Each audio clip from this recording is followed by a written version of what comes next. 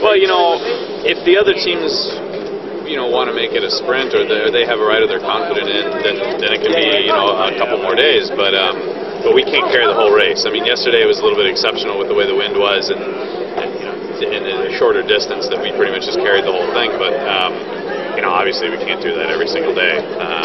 So, you know, today, I mean, we're going to give it a shot, but I mean, of course, we're going to need a little help from other teams because, you know, I can't completely fry the guys just defending it every day. Realistically, the next super tough finish is perhaps super best. Do you think you might be able to hold on to it until then, or are you even thinking about it? Well, it's certainly possible. I mean, that's only 2 more days, you know. So, I mean, it's certainly possible to hold on to it to super best.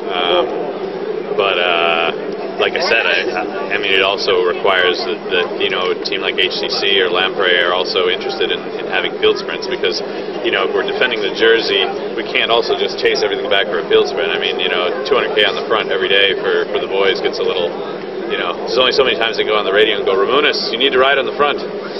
Sure. And how is he bearing up in his first tour? Because he has done a lot of the work. Yeah, he's done. Yeah, he and Zabriskie have been unbelievable. No, they're both fine. They're both in good spirits and happy to do it. You know, I just need to be a little bit careful to not, you know, push them too hard. In the points competition, both Thor Hushovd and Tyler Farrar are both near the top of the standings. Does one have to sacrifice their ambitions for the other?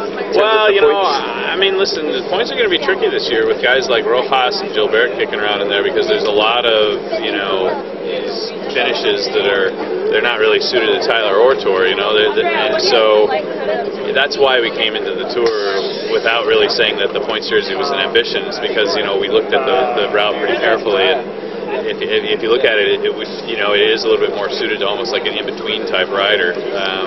So, you know, we'll see. I mean, we'll see. We'll keep playing it the best that we can.